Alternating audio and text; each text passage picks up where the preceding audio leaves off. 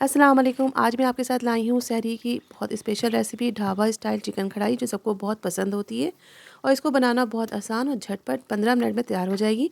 आ जाते हैं रेसिपी की तरफ। हमने आधा किलो टमाटर लिए, इनको ब्लेंडर में डाल के पेस्ट बना लेंगे।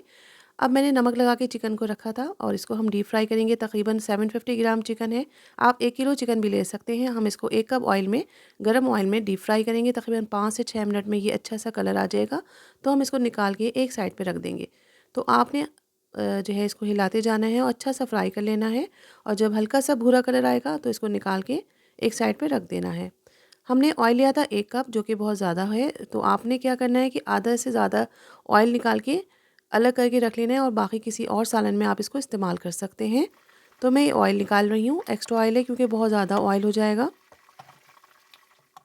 अब बाकी ऑयल में हमने डाला है 1 टेबल स्पून अदरक लहसुन का पेस्ट और टमाटो का जो हमने पेस्ट पीसा था, ये हमने इसलिए पीसा है ताकि जल्दी से हमारी कढ़ाई बन जाए। ये हमने डाल दिया है।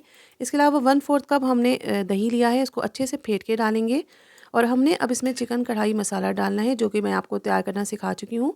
ये हम लेंगे 4 से 5 टीस्पून भर के लेंगे और ये मसाला टोटल 2 किलो चिकन कढ़ाई के लिए है।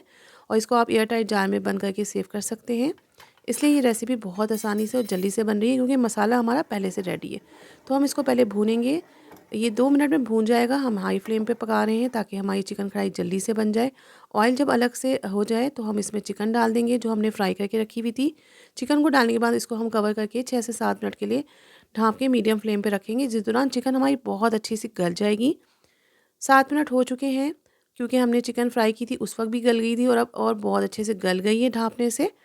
अब इसमें हम डालेंगे अपना हरी मिर्चें, ज़्यादा स्पाइसी पसंद है ज़्यादा डाल सकते हैं आप।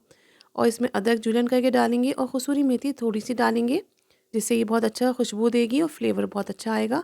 ये रेसिपी रेडी है। आप इसको सर्व करेंगे मज़ेदार से नान के साथ। अगर सहरी में खा रहे हैं तो पराठों के साथ बहुत अच्छी लगेगी।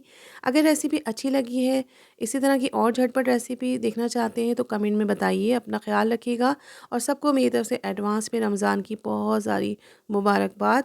और अल्लाह पाक हम सब के रमज़ान खैर व बरकत, सलामती और आफ़ियत वाले हों। अल्लाह हाफ़िज़।